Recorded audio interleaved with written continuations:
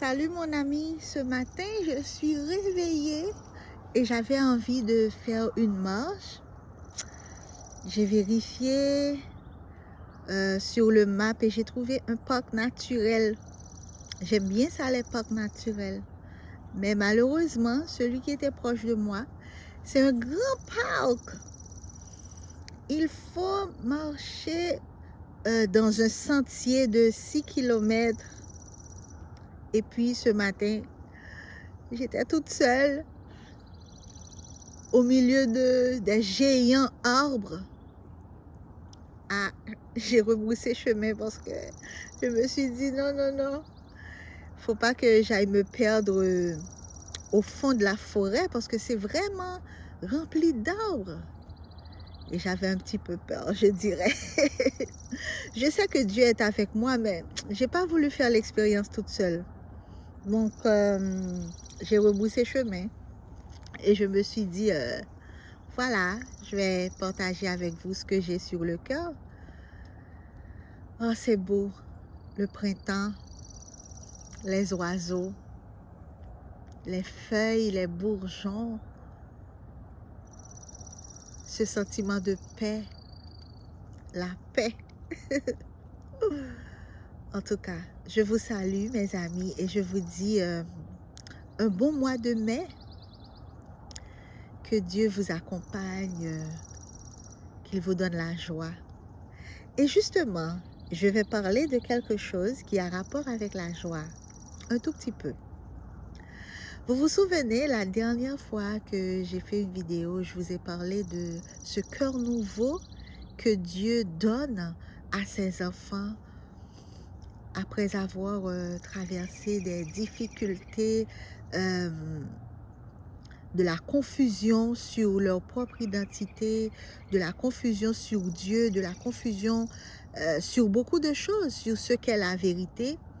Alors, quand Dieu te prend et te sort de là où tu étais pour t'amener vers la lumière, c'est ça, il te donne un cœur nouveau. N'oublie pas que pour cela, tu as choisi aussi de répondre à l'appel de Jésus. Il t'a choisi d'abord, certes, mais tu as choisi de répondre à son amour. Et c'est de ça qu'on va parler aujourd'hui. Quand j'étais dans le bâtiment, on chantait un cantique qui m'a vraiment beaucoup marqué. C'est un beau texte. Je chante ce cantique encore aujourd'hui. Il dit « Le temps passe avec douceur quand règne l'amour ». Si vous voulez, je chante un peu pour vous le refrain. Le temps passe avec douceur quand règne l'amour. Généralement, on chante ce chant, tu vois, comme dans les bâtiments, tout est fait avec planification, tout et tout. On a l'habitude de chanter ce chant dans les mariages et dans les programmes de famille, puisque dans le texte, on parle de foyer, etc. Et l'auteur a raison, parce que tout commence dans le foyer. Et donc, j'ai beaucoup aimé ce cantique et les paroles m'ont toujours interpellée. Parce que moi, je voulais vivre cette réalité. Je ne l'avais jamais encore vécu. Même quand je chantais le chant, je n'ai pas vécu ça. Que le temps passe avec douceur. Tu vois, comme maintenant là, il est très tôt le matin. Je suis en train de parler avec vous. Je pense à Dieu. Je prends le temps d'observer la nature. J'ai pas de pression. Je ne vais pas au travail aujourd'hui. Je n'ai pas faim. J'ai soif un tout petit peu, mais je peux rester. Donc c'est ça. Quand le temps passe avec douceur, tu vois, tu es en paix. L'amour règne. Il n'y a pas de pression.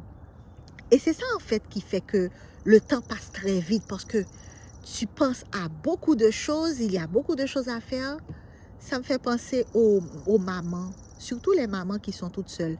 Mais même si elles ne sont pas toutes seules, mais avec les enfants qui sont hyperactifs, le matin quand ils se lèvent, ils crient. J'imagine, je ne l'ai jamais vécu, mais j'imagine toute la pression que les parents ont à élever de jeunes enfants.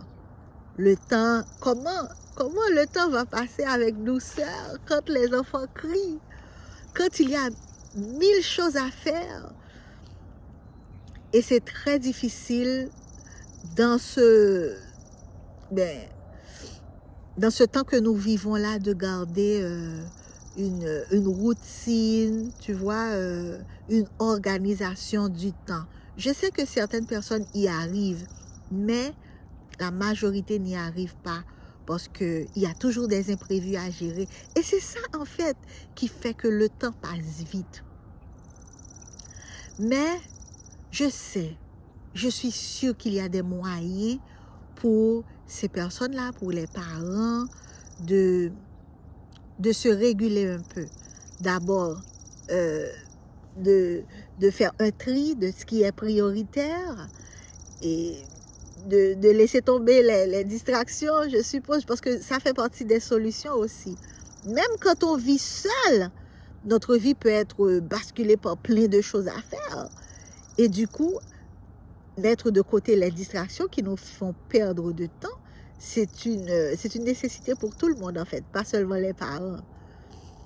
Et du coup, quand je pensais à ce chant, le temps passe avec douceur, je voyais surtout la position mentale de la chose. C'est pas... Parce que c'est quand dans sa tête, on est en paix, il y a certaines préoccupations qui sont biffées et qui sont cochées, tu vois, on respire mieux, on réfléchit à ce qui est plus important, on réfléchit au moment présent. Et je dis merci à Dieu, mes amis, parce que Dieu m'a libérée de ce remue-ménage, de ce tourbillon dans la tête. Parce que même si tu n'avais pas beaucoup de choses à faire, un agenda trop chargé, mais il y a une chose qui, moi, me gardait très occupée dans mon esprit. C'est surtout, tu vois, le besoin de plaire les autres. Parce que je me posais toujours ces questions. Si je fais telle chose, est-ce que telle personne va aimer? Est-ce que je vais réussir telle ou telle affaire? Ça te change l'esprit. Ça te garde vraiment. Le temps ne peut pas passer avec douceur quand tu penses à ces choses. Quand tu es inquiet, quand tu te dis, oh Seigneur, quand tu as la peur qui t'envahit, le temps ne peut pas passer avec douceur. Alors mes amis, tout ça pour vous dire que j'avais toujours envie de vivre cette réalité. Et des années ont passé, je n'ai jamais pu la vivre parce qu'il y avait toujours des défis à relever. Aujourd'hui, il y a toujours des défis à relever. Mais je vais vous dire un petit peu plus loin. Spoiler alert. Ce qui fait que même s'il y a des défis à relever, je me sens bien. Le temps passe avec douceur pour moi. Et je suis sûre que c'est la même chose aussi pour vous, mes amis. Vous qui avez accepté Jésus. Je suis sûre que vous êtes en train de vivre ça. De vivre la différence qu'il y a quand on est ancré en Jésus et quand on se faisait beaucoup de soucis. Il y a des gens qui sont de la religion, qui sont religieux, qui sont chrétiens, mais qui se font beaucoup de soucis. Et c'est là qu'il y a cette différence. Certains sont gardés dans la pression, tu vois, dans la pression des exigences, surtout quand on fait partie d'une communauté qui est exigeant, qui vous exige à faire les choses. Je me souviens quand j'étais petite, il y avait toujours des programmes qui se faisaient à l'église et il fallait être à l'heure dans les réunions, dans les répétitions. Il fallait aussi, je sais pas, il fallait garder un certain standard et ça me donnait beaucoup de pression des fois parce que je n'étais pas toujours dans ma peau, il y avait toujours des petits problèmes à gérer qui n'étaient pas gérés en fait. Et il fallait vraiment répondre à ces exigences. Tout ça pour vous dire que je sais ce que ça veut dire.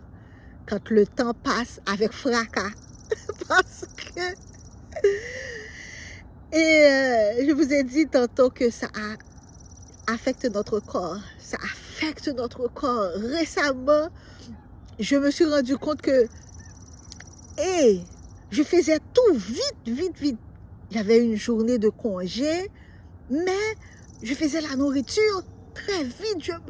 C'est vraiment par habitude, hein, après avoir... C'était comme un soldat qui essaie de faire vite les choses. Même quand je mangeais, je me suis rendu compte que je mangeais trop vite. Parce qu'il n'y avait pas de pression. Il n'y avait aucune raison de manger vite, de boire de l'eau vite. Parce que, voilà. Mais l'habitude, par habitude, je faisais ces choses très rapidement. Et du coup, je ne me suis pas rendu compte que je vivais à 100 000 à l'heure. Tandis qu'il n'y avait pas vraiment raison à cela. Puis je me suis dit, ok, Corinne, calme-toi. Prends le temps de bien mastiquer. Parce qu'il n'y a pas de pression. Oh my God. Quelques semaines de cela, je travaillais avec un collègue et puis je le trouvais un petit peu loin, distrait. J'ai dit, mais qu'est-ce qui se passe? Tu n'as pas dit un mot depuis la journée. Qu'est-ce qui se passe? Tu n'es plus mon ami.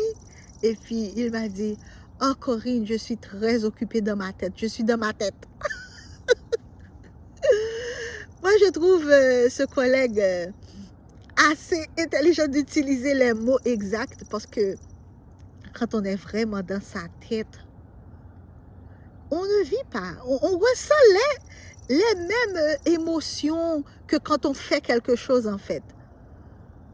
Ça dépend de ce qu'on pense, de ce à quoi on pense.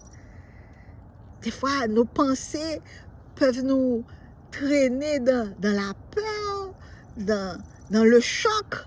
Tu vois, des fois, quand on imagine des choses qui n'existent pas, on a peur, nos cœurs peuvent battre très vite. Oh, Seigneur, aujourd'hui, Dieu t'appelle, Dieu m'appelle. Dieu nous appelle, mon ami, à garder notre calme, à vivre le temps doucement. Le temps passe avec douceur quand règne l'amour. Oui, mais il faut que l'amour règne vraiment. Pas l'amour qui est décrit selon le monde, mais c'est le vrai, l'amour agapé. Alors aujourd'hui, mes amis, je veux vous parler de ce Dieu qui est amour. Et comme le dit le chant, quand règne l'amour, il n'y a pas il n'y a pas de panique, il n'y a pas d'urgence, il n'y a pas de, tu vois, des choses à régler, vite, corrige. Non, il n'y a pas ça. Dans le ciel, là où règne Dieu, j'imagine que tout se passe très bien, il n'y a pas de pression. C'est vraiment nous, de notre côté, tu vois, il y a beaucoup d'agitation, tout et tout. En tout cas. Mais on doit vraiment expérimenter ce qu'est le vrai amour parce que souvent on oublie ce que c'est. Et dans Philippiens 5, versets 22 et 23, on a une explication claire, un portrait, hormis 1 Corinthiens 13, qui dit, voilà, l'amour est ceci, l'amour est patient, l'amour est plein de miséricorde. Tu vois, 1 Corinthiens 13 parle vraiment de ce qu'est l'amour. Mais dans Philippiens 5, verset... Philippiens 5. Non, non, non, non, non, non, pas Philippiens, c'est Galates plutôt. Désolé, mes amis. Galates 5 plutôt, verset 22, il dit que les fruits de l'esprit. Tantôt, on a parlé de l'esprit quand on est baptisé du Saint-Esprit. Quand on croit en Jésus d'abord, on est appelé saint. Et on est automatiquement baptisé du Saint-Esprit. Et le Saint-Esprit, qu'est-ce qu'il fait? Il nous communique l'amour, tout simplement. C'est pas l'amour selon les hommes, je viens de le dire, mais c'est l'agapé, c'est l'agapé qui t'est communiqué. C'est pas l'amour éros, filial, non, non, non, c'est l'agapé. Alors, Galates 5, verset 22 te dit que le fruit de l'esprit, comment on est capable de voir que quelqu'un a le Saint-Esprit. C'est pas des manifestations, je sais pas, dans certaines églises, on voit les gens, mon Dieu, ils sont dans tous leurs états et ils disent qu'ils sont remplis du Saint-Esprit. Mais c'est pas vraiment avec ça qu'on va voir, qu'on va comprendre, qu'on peut assumer que quelqu'un a reçu le Saint-Esprit. Non, pas du tout. C'est pas avec des manifestations externes, des cris, des gestes extravagants. Non. Le fruit de l'Esprit, c'est l'amour. Et certains enseignants attirent l'attention, et moi aussi je vais attirer votre attention sur le fait que c'est le fruit de l'Esprit, c'est pas les fruits de l'Esprit. Je me souviens, je discutais un peu avec une amie et puis je lui disais comment je voyais les choses avant. Quand on parle de fruits de l'esprit, je pensais que c'était à moi de faire en sorte que je puisse avoir les fruits de l'esprit en moi. Puis, je me souviens même, à un moment donné, j'étais très jeune, puis j'ai dit, OK, aujourd'hui c'est dimanche, je vais pratiquer tel fruit, la joie. Demain c'est lundi, je vais pratiquer la paix. Ça ne marchait jamais. Ça ne marchait jamais. Après quelques heures, j'ai oublié qu'est-ce que j'ai dit. Oh mon Dieu. Je pensais que c'était à moi de faire en sorte que je sois joyeuse. C'était à moi de faire en sorte que je sois doux, etc. Ça ne marche pas ainsi. Et c'est vraiment par la connaissance que le changement commence. Quand tu connais comment fonctionne Dieu, et puis tu vas voir que tu as demandé le Saint-Esprit à Dieu, il te l'accorde. Et le Saint-Esprit te permet de voir certaines choses. Et quand, des fois, tu dois, je ne sais pas, quand il te forme à avoir cet amour, malheureusement, tu vas voir que autour de toi, c'est la haine, c'est le rejet, c'est tout ce qui peut susciter en toi du mécontentement, quoi, de la haine. Mais c'est dans ces situations-là même que tu dois manifester de l'amour. Quand tu reçois de la haine, quand tu reçois, je ne sais pas quoi, tout ce qu'il y a de négatif, et puis toi, Dieu te donne la possibilité d'exercer l'amour à la place. Ça, c'est merveilleux. Et il dit que le fruit de l'esprit, c'est l'amour. Il continue pour dire que c'est la joie, c'est la paix, c'est la patience, c'est la douceur, c'est la bonté, c'est la fidélité, c'est la bénignité, c'est la tempérance ou la maîtrise de soi. Mais toutes ces choses-là qui suivent l'amour, c'est des facettes de l'amour. Il y a un ami à moi qui partage toujours ces facettes de l'amour. Et il dit que la joie, c'est l'amour qui s'extériorise.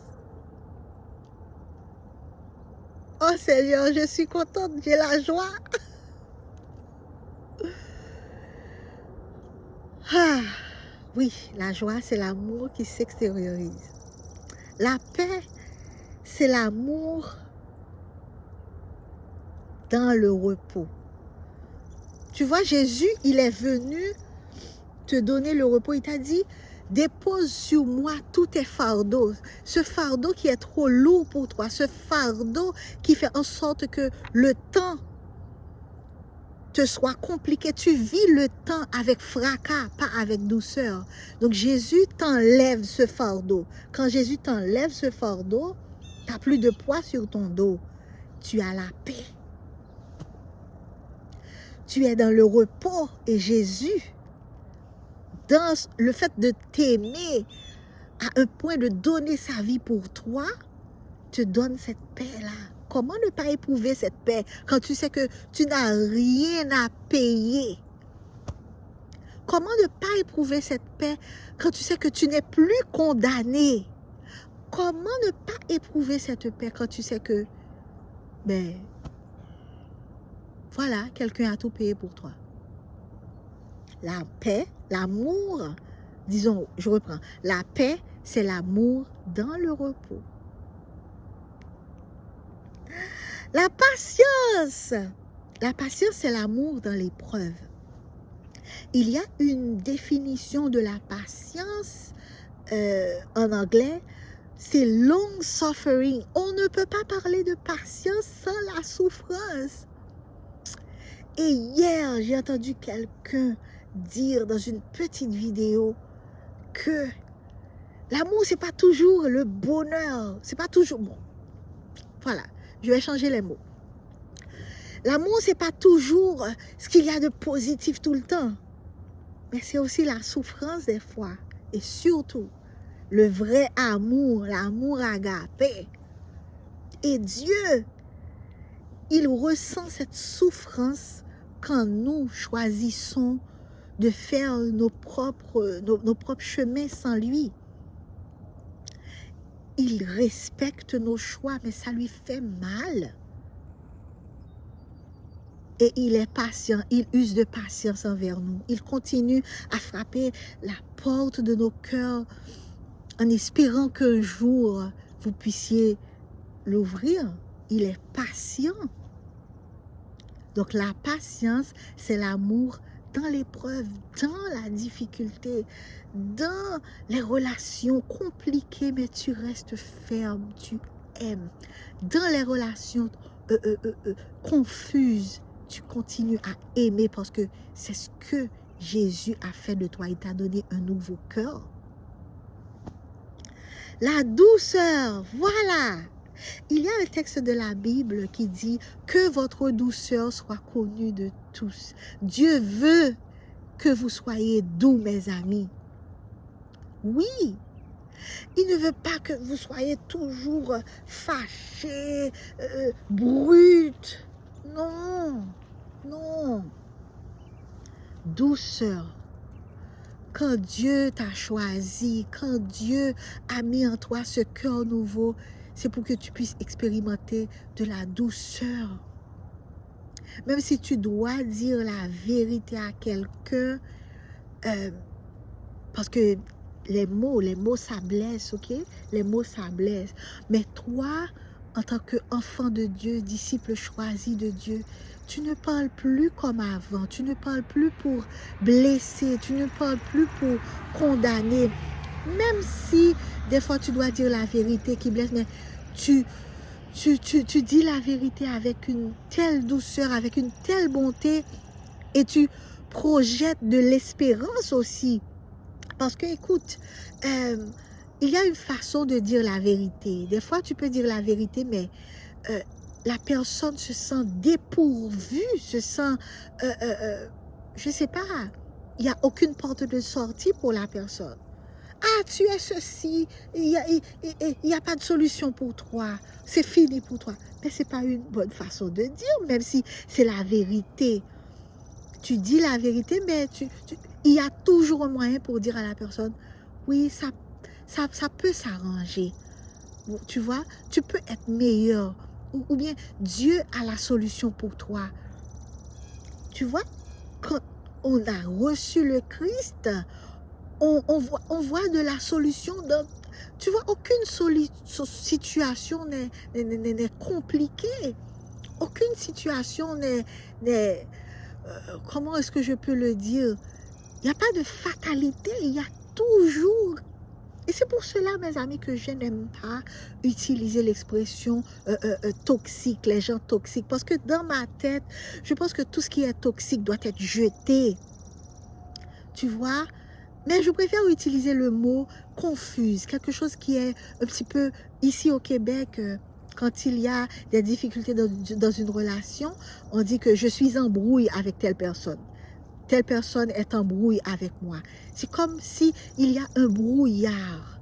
C'est comme s'il y a une confusion, mais il y a de l'espoir. Ça peut s'arranger. Moi, je vois toujours la solution. Moi, je vois toujours quelque chose qui peut être corrigé. Et c'est pour cela que je n'aime pas utiliser le mot toxique. Parce que dans ma tête, je ne sais pas, moi, toxique, c'est quelque chose qui doit être jeté. Mais la confusion, ça peut être réparé. Quelque chose de confus, ça peut être réparé par la vérité. Quelque chose qui est brouillé, quand il y a brouillard quelque part, la chaleur peut venir et estomper ce brouillard. Le soleil, je ne sais pas quoi, quelque chose peut venir estomper ce brouillard. Il y a de l'espoir. Où en étais-je, mes amis? La patience, c'est l'amour dans l'épreuve. J'étais dans la douceur, oui. La douceur, c'est l'amour qui déborde. Tu vois? D'ailleurs, le chrétien, il n'a de haine pour personne. Le disciple de Jésus n'a de haine pour personne. Alors, quand il voit l'autre en train de se casser le nez, il prend le temps de l'exhorter avec douceur. Et c'est comme ça que ton amour, l'amour que Dieu a mis en toi, déborde pour la personne. Tu es prêt à tout pour aider l'autre à sortir là où il est. La bonté, le fruit de l'esprit, c'est l'amour, la joie, la paix, la patience, la douceur, la bonté. La bonté, c'est la douceur, c'est l'amour dans l'action. Pardon, je mélange les choses. La bonté, c'est l'amour dans l'action. Tu vois, quand tu es vraiment baptisé du Saint-Esprit, tu es une nouvelle personne. Tu fais du bien autour de toi. La fidélité, c'est l'amour dans la lutte. Les situations peuvent être compliquées, tu vois. Tu restes ferme dans ton engagement. Tu restes ferme dans tes promesses. Tu restes ferme dans l'alliance que tu as conclue avec une personne, avec Dieu.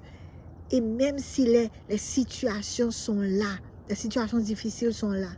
Et c'est ça, hein, quand tu as l'amour à l'intérieur de toi, les choses ne vont jamais être faciles. Parce que cet amour-là doit être éprouvé par les difficultés. On a la bénignité, on parle de bienveillance également dans certaines versions. La bénignité, c'est l'amour qui s'exerce. Tu vois, tu exerces la bienveillance, c'est parce que tu aimes. Parce que Dieu a mis en toi l'amour agapé. Tu es bienveillant envers l'autre. Seigneur, le temps passe avec douceur quand règne l'amour.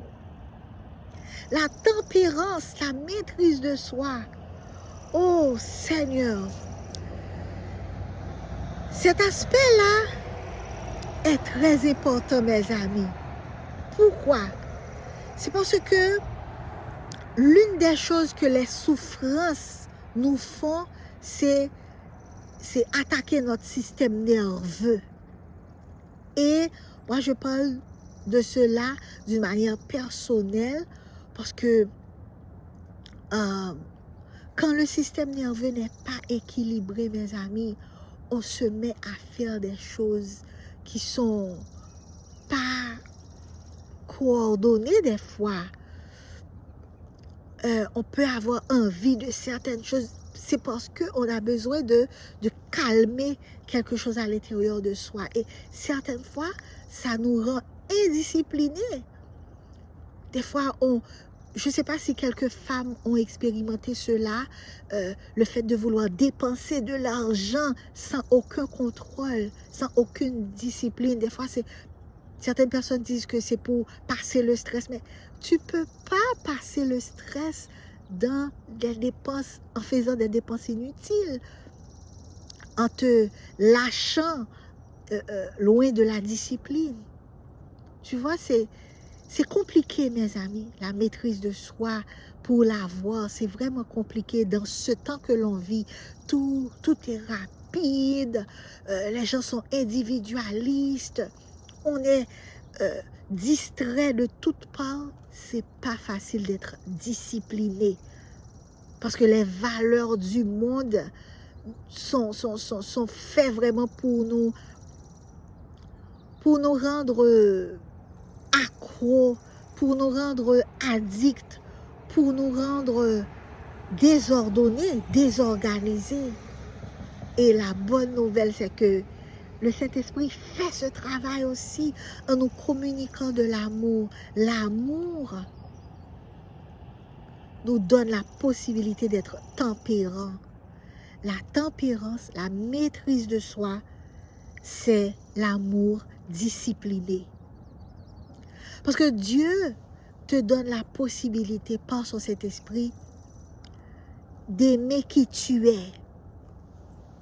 Et le fait d'avoir l'esprit ouvert sur les dangers qu'on peut atteindre en menant une vie indisciplinée, Dieu t'a ouvert les yeux sur ça.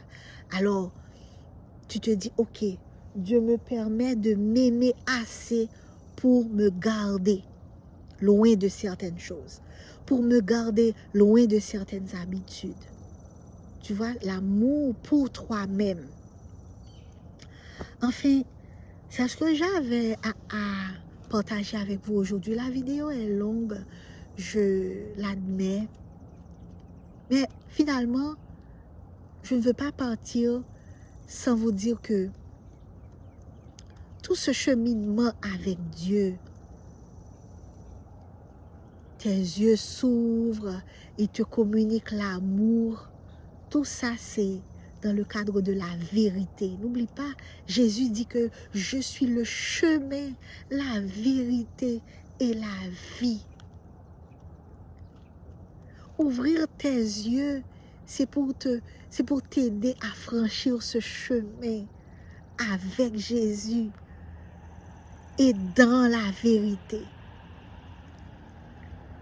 Et tout comme on a commencé cette vidéo aujourd'hui, le temps passe avec douceur quand règne l'amour. Ça veut dire tout simplement que on vit la vie que Dieu a prévue pour nous dans l'amour, dans la vérité. C'est tout pour aujourd'hui, mes amis. À la prochaine.